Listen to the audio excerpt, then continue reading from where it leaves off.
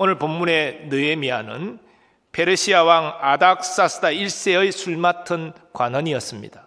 이 술 맡은 관원이라는 직책은 좀 듣기에 생소할 수 있지만 당시 왕의 술과 음식을 주관하고 더 나아가 왕의 경호까지 책임지는 그런 자리였습니다. 그러니까 오늘 비교하자면 대통령 비서실장쯤 되는 자리다 이렇게 볼 수 있습니다. 상당히 고위직이지요. 남이 다 부러워하는 자리, 그런 대단한 자리에 느헤미야가 있었습니다.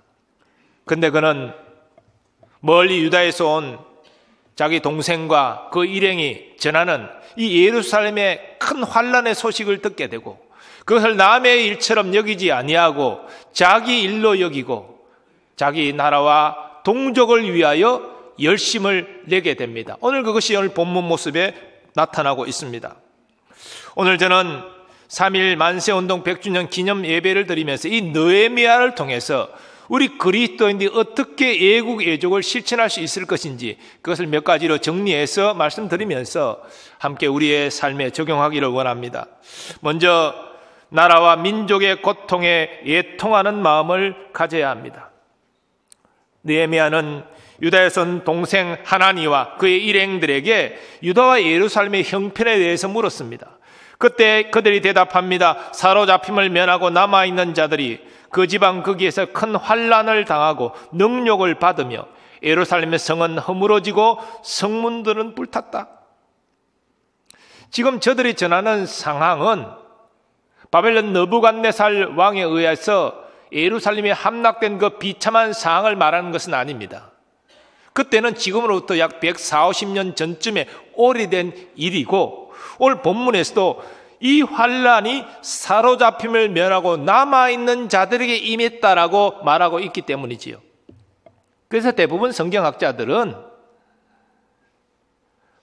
지금 당시로부터 12년 전쯤에 에스라가 일단의 유대인들을 데리고 2차 포로 귀환을 하게 되는데 그가 예루살렘에 도착해서 예루살렘의 성을 재건하려고 노력하는 중에 그 주위에 살던 이방 민족들의 방해와 공격을 받고 그 일이 중단되어진 그리하여 성문이 불타고 여러 가지 어려운 상황 가운데 있는 이 내용을 전한 것이다. 그렇게 이해합니다. 느헤미야는 이 가슴 아픈 소식을 듣고 울면서 수일 동안 슬퍼했다. 오늘 본문은 증거합니다. 느헤미야의 이런 태도는 바로 동족의 아픔을 공감하는 마음을 가졌기 때문에 가능했던 것입니다. 100년 전 3.1 운동에 많은 그리스도인이 참여한 것도 같은 맥락에서 이해할 수 있습니다. 나라의 국권을 빼앗기고 경제적 수탈 가운데 고통하는 백성들을 보면서 우리 그리스도인들은 저들의 고통과 아픔이 나의 고통과 아픔이다 공감했습니다. 그리고 1.7%밖에 안 되는 당시 그리스도인들이 20% 이상의 그 3.1 운동에 영향을 끼쳤다는 것은 더욱더 적극적으로 3.1 운동에 참여했음을 말하는 것입니다. 그들은 나만 잘 살면 된다, 나만 문제 없으면 상관없다 그렇게 생각하지 않았습니다. 일반 백성보다도 더 적극적으로 독립운동에 만세운동에 저들은 참여했던 것입니다. 오늘날 우리도 마땅히 그래야 됩니다. 민족과 나라의 아픔과 죄악에 대하여 애통하는 마음을 우리도 가져야 된다는 것입니다. 그런데 여러분, 우리가 성경적인 관점에서 그리스도인으로서 하나님의 자녀로서 느껴야 될 가장 큰 애통함은 아직도 하나님을 알지 못하여 허물과 죄로 죽어있는 이 백성들을 향한 것이 되어야 됩니다. 왜냐하면 이 땅의 고통이라는 것은 잠시 잠깐 있다가 지나가는 것이지만 허물과 죄로 하나님을 예수님을 믿지 않는 자들의 고통은 영원하기 때문이지요. 이 영원한 고통에 대하여 애통하며 슬퍼하는 마음을 우리는 가져야 됩니다. 사도 바울도 자기 동족 유대인들에 대하여 그런 애통한 마음을 가졌습니다. 그는 로마서에서 그 사실을 이렇게 밝힙니다. 내가 그리스도 안에서 참말을 하고 거짓말을 아니하노라. 나에게 큰 근심이 있는 것과 마음에 그치지 않는 고통이 있는 것을 내 양심이 성령 안에서 나와 더불어 증언하노니 나의 형제 곧 골육의 친척을 위하여 내 자신이 저주를 받아 그리스도에게서 끊어질지라도 원하는 바로다. 바로 동족이 메시아를 영접하지 아니하는 것에 대해 애통하는 마음을 가졌던 것이지.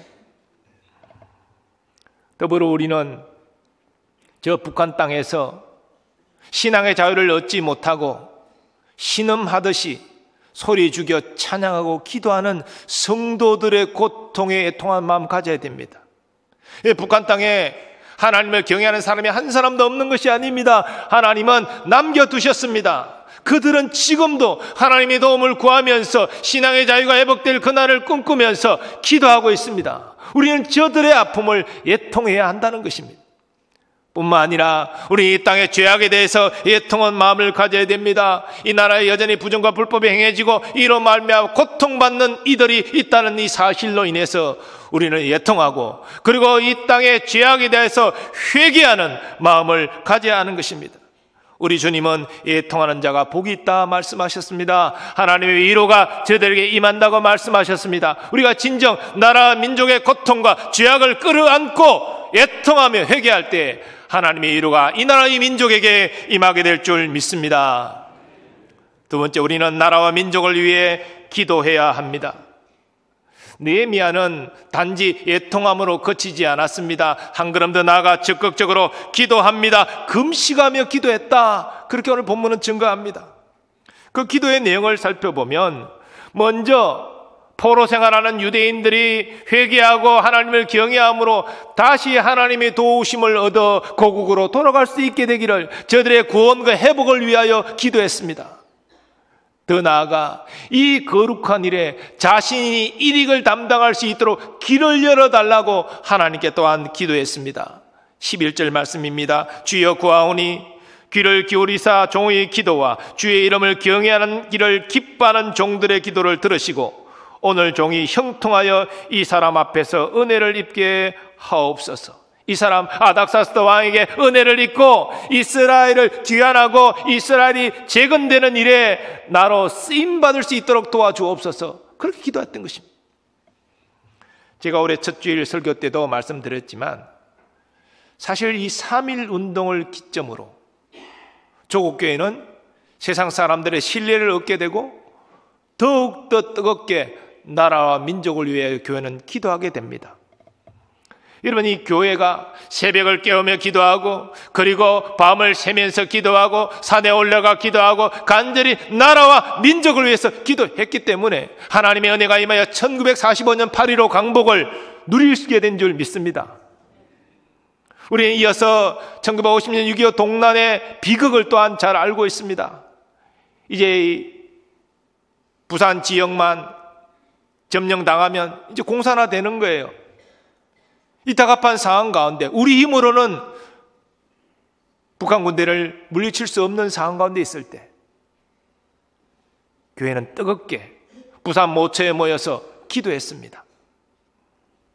그때 극적으로 유엔 참전이 결의되고 반격이 시작되어 우리는 공산화의 위기에서 벗어날 수 있었습니다.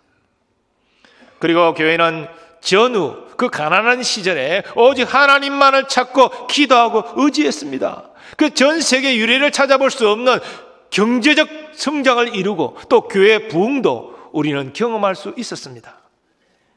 오늘날도 마찬가지입니다. 나라 민족의 아픔에 대하여 애통하는 것만으로 충분하지 않습니다. 우리는 간절히 기도해야 합니다. 왜 나라와 민족을 위해 간절히 기도하는 것이 중요합니까? 그것은 사람의 힘으로는 이룰 수 있는 일이 한계가 있기 때문입니다.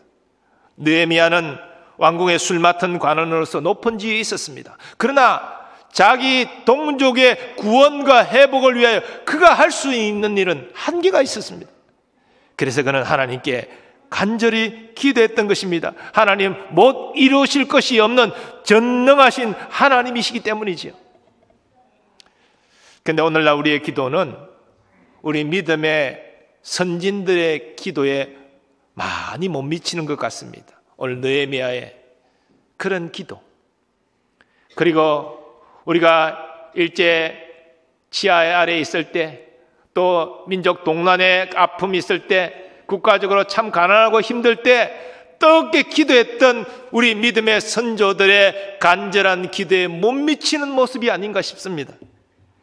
그만큼 잘 살게 되었기 때문일까요? 부족한 것이 없기 때문일까요? 오히려 사람들은 하나님을 자기의 유익과 만족을 위해서 이용하는 이기적인 신앙생활을 할 때가 많이 있습니다.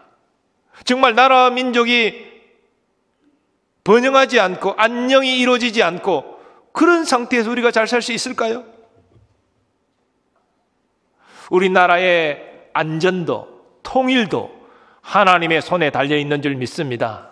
한 나라의 흥망성쇠를 주장하시는 하나님의 손에 우리나라 민족의 미래가 달려있다면 우리는 뜨겁게 기도해야 하지 않겠습니까? 그리고 우리가 뜨겁게 기도해야 될 또 다른 중요한 이유는 우리 당대만 소망있고 희망되고 평화로운 나라를 누리는 것이 아니라 우리 자녀 세대, 다음 세대 그 소망차고 평화로운 나라를 물려줘야 되지 않겠습니까? 그렇다면 우리는 기도해야 됩니다. 하나님은 하나님을 경외하는 나라와 민족에 복을 주십니다. 우리나라가 하나님을 경외하는 나라가 될 수 있도록, 우리 민족이 통일되어 하나님께 쓰임받는 민족이 될 수 있도록 뜨겁게 기도하는 여러분 되시기 바랍니다. 세 번째로 우리는 나라와 민족을 위해 헌신해야 합니다. 느헤미야는 애통하며 회개했고 금식하며 기도했지만 그것이 전부가 아니었습니다. 그는 한 걸음 더 나아가 동족을 위하여 헌신하기로 결단하고 이것을 실행에 옮기고 있습니다. 우리 읽지 않았지만 느헤미야 2장을 보면 그는 술 맡은 관원장의 고위직에 있지만 왕에게 나아가 자신의 민족의 고통의 현실에 대하여 이야기하고 그리고 자신을 유대 예루살렘으로 보내줄 것을 청합니다. 한나라 중앙의 최고 고위직에 있는 그가 변방에 그 유다 총독으로 가겠다는 것이다. 훨씬 더 못한 자리로 간다는 것이지요. 그가 왜 그렇게 했습니까? 자기 동족을 사랑하는 마음 때문에 그 황폐한 예루살렘을 재건하는 일에 쓰임받기를 소원했기 때문에 이런 결단을 하고 실행에 옮기고 있습니다. 이것이 느헤미야의 위대한 점이지요. 말씀드린 대로 3.1 운동 당시 믿음의 사람들은 예배만 드리지 않았습니다. 일제를 물리쳐달라고 기도만 하지 않았습니다. 그리스도인은 나서서 적극적으로 일제 억압에 항거했습니다. 불법적으로 국권을 침탈하고 경제적 수탈을 자행하는 저들에게 정당한 뜻을 밝혔습니다. 물론 그 항거는 비폭력적인 평화로운 시위였습니다. 하지만 일제는 총칼로 진압합니다. 수많은 사상자가 나고 체포되고 구금되는 일이 일어났습니다. 그럼에도 불구하고 믿음의 선진들은 물러서지 않았습니다. 그런데 오늘날 우리 그리스도인에게 있어서 신앙과 애국 애족은 별개의 것이 되어버린 것 같습니다. 신앙생활 잘하는 분들 가운데도 나라와 민족을 위해서 전혀 관심도 기도도 하지 않는 경우가 많이 있습니다. 오늘날 3.1운동 당시에 비하면 교회 수도 많아지고 성도 수도 얼마나 많아졌습니까? 그러나 애국 애족의 정신은 너무나 약해진 것 같습니다. 나라의 행정부에 또 사법부에 그리고 법률계 여러 요직의 그리스도인들이 보통 기독교율보다 비율보다 훨씬 높은 비율로 자리하고 있지만 과연 그들의 자리 위치에서 하나님의 뜻대로 정직과 공의를 행하는 사람이 얼마나 될까요? 오히려 우리는 부정불법을 저지르는 사건을 통해서 그 가운데 믿는 기독교인들이 관여하고 있다는 사실을 통해서 얼마나 참담함을 느낄 때가 많았습니까? 그리고 오늘날 나라 민족을 위해 헌신하는 것도 관점에 따라서 너무나 차이가 납니다. 진보가 바라보는 애국 애족과 보수가 바라보는 애국 애족이 완전히 다릅니다. 여와 야가 나라를 사랑하는 방식도 너무나 차이가 납니다. 저는 이 시간 제 개인적인 정치적 견해를 밝히는 데는 조금의 관심도 없습니다. 저는 성경적인 관점에서, 특별히 오늘 말씀을 근거해서 우리 그리스도인이 마땅히 감당해야 될 애국 애족의 현신이 무엇인지 그것을 여러분에게 말씀드리고자 합니다. 우리나라는 말씀드린 대로 우리에게 허락하신 삶의 터전입니다. 우리의 삶의 터전인 나라를 잃은 백성의 서름이 어떤 것인지를 우리는 역사를 통해서 이미 알고 있지 않습니까? 나라 잃은 백성의 그 서름과 고통이 얼마나 심각한 것인지를 우리는 역사적 교훈을 통해서 이미 알고 있습니다. 그리고 우리 민족은 한 민족으로서 하나님이 이 땅 살아갈 때 우리가 관계하는 큰 가족입니다. 하나님이 허락하신 큰 가족입니다. 하나님이 허락하신 삶의 터전이 나라고 큰 가족이 민족입니다. 그렇기 때문에 애국 애족은 우리 그리스도인이 너무나 당연한 것입니다. 자, 그런데 우리 그리스도의 애국 애족은 비신자의 애국 애족과는 분명히 다르다는 것이지요. 우리는 하나님의 말씀과 뜻대로 애국 애족을 실천해야 한다는 것입니다. 이런 의미에서 저는 우리 그리스도인들의 애국 애족의 헌신을 할 때 가장 중요한 기본이 거룩함이라고 생각합니다. 거룩함이 무엇입니까? 거룩함은 하나님 말씀대로 사는 것입니다. 이 세상과 나는 다른 존재임을 나타내는 것입니다. 하나님의 성품이 어떤 것인지, 예수 그리스도의 성품이 어떤 것인지 그것을 삶 속에서 나타내는 것이 거룩함입니다. 우리 예수님께서는 우리로 하여금 거룩함을 통하여서 세상의 소금과 빛이 되라 말씀하셨습니다. 너의 착한 행실을 통해서 세상 사람들이 하나님을 알게 하고 하나님께 영광을 돌리게 하라, 그렇게 말씀하셨습니다. 우리가 처한 삶의 자리는 다양하지만 그 다양한 삶의 자리에서 말씀에 순종하는 거룩함을 나타내며 생활 때 그것이 나라 사랑이고 민족 사랑이라는 것입니다. 제가 앞에도 잠시 말씀드렸습니다만 행정부, 정치부, 사법계 이런 고위직에 요직에 있는 그리스도인들이 정말 하나님의 말씀을 따라 거룩게 살았다면 우리나라의 모습은 지금과 다를 것입니다. 그렇게 살지 않기 때문에 자신의 유익과 만족을 우선하며 살기 때문에 이 나라에 여러 어려움이 찾아왔다라는 생각을 합니다. 우리 각자의 삶의 자리에서 애국 애족은 거창한 것이 아닙니다. 하나님이 말씀하신 계명대로 진실로 생명 다해 하나님을 사랑하고 내가 만나는 모든 이웃들을 내 몸과 같이 사랑하는 주의 말씀을 따라 거룩함을 나타내는 삶, 그것이 진정한 애국 애족입니다. 더해서 우리는 이 나라와 이 민족이 하나님을 경외한 나라 민족 되기를 위하여 기도하고 복음을 성실히 증거해야 됩니다. 우리가 성시교독에서 시편 말씀을 읽었지만 여호와를 자기 하나님으로 삼은 백성은 복이 있도다. 왜 그렇습니까? 자기를 경외하는 백성에게 하나님이 복을 주시기 때문이죠. 이 나라 민족이 진정한 복을 누리는 것은 하나님을 경외하는 민족 나라 될 때 하나님이 주시는 복을 통하여 그런 일을 경험하는 것입니다. 그래서 우리는 요약하면 애국 애족의 헌신이란 복잡한 것이 아니고 우리의 모든 삶의 자리에서 우리가 만나는 사람들에게 하나님 말씀대로 살아가므로 하나님은 이런 좋으신 분이구나, 예수님은 이렇게 좋은 사랑의 주님이구나, 이거를 느끼게 하도록 거룩함으로 행하는 것입니다.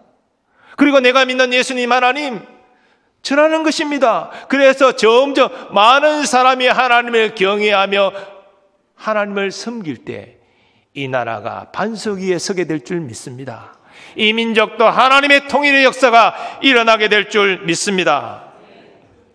언젠가 제가 말씀을 드린 바가 있습니다만은 저는 교회가 앞장서서 전면에 나서서 정치적 견해를 피력하고 사회적 문제에 개입하고 저는 성경적이지 않다고 생각합니다. 교회의 사명은 그런 것이 아닙니다. 교회의 사명은 하나님께 예배하고 주의 복음을 전하고 하나님의 말씀으로 사람들을 바르게 양육하여 세우는 일입니다.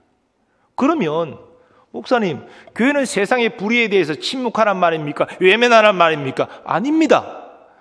하나님께서는 이 땅에 공의와 정의가 물같이 흐르게 하라 말씀하셨습니다.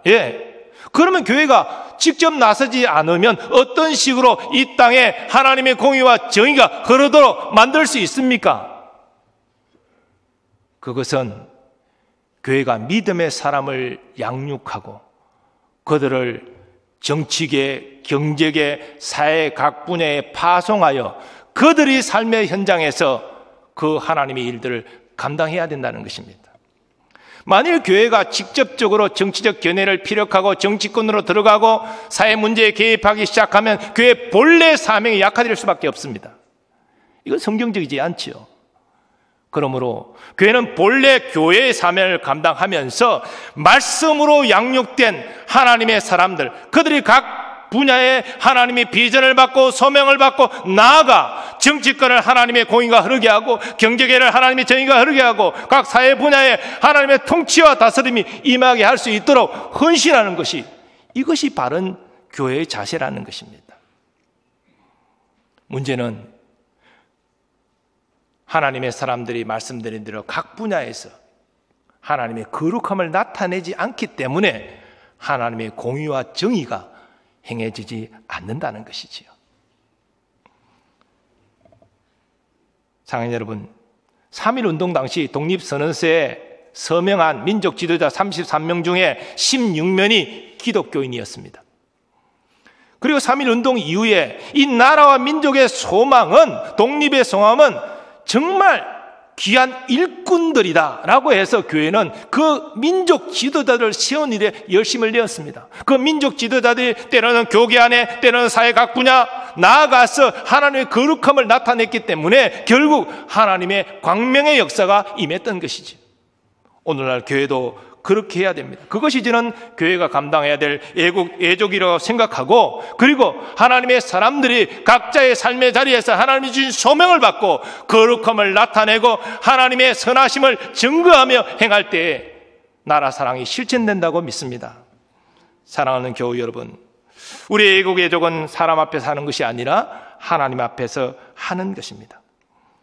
그리고 하나님께서는 대한민국이라는 삶의 터전을 우리에게 허락하셨고 우리 한민족이라는 큰 가족을 허락하셨습니다.